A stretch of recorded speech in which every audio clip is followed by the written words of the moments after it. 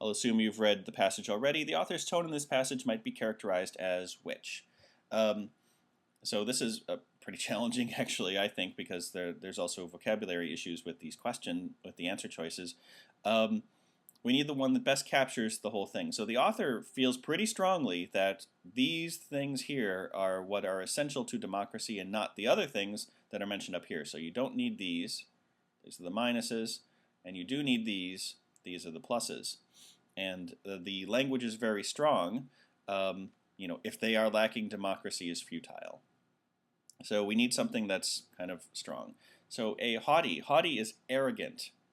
I don't think the author is going so far as to be arrogant, saying, my way is better. He or she is simply saying my way is right, or that I am correct, which is a little bit different.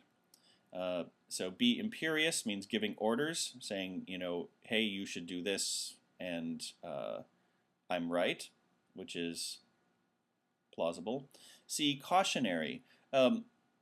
The author doesn't actually caution against other things. It's all about democracy, and while it does say, hey, these other things are bad for democracy, it doesn't necessarily say, hey, everybody should be democratic and watch out for these things.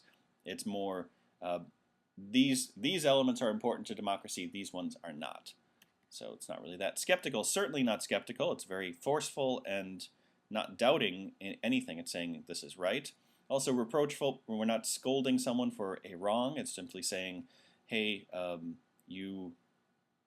these are the foundations of democracy. Believe me, I'm totally right. So of these, the only one that I think would be kind of tempting would be haughty. But again, it assumes a kind of arrogance. Whereas, so you can be imperious without being haughty. You can say, do it. This is the way to go. And not be arrogant about it, because if you're the person who's the expert on that, then maybe you're right. Whereas haughty implies, like I said, arrogance. So I don't think that's in the passage. Imperious is choice B.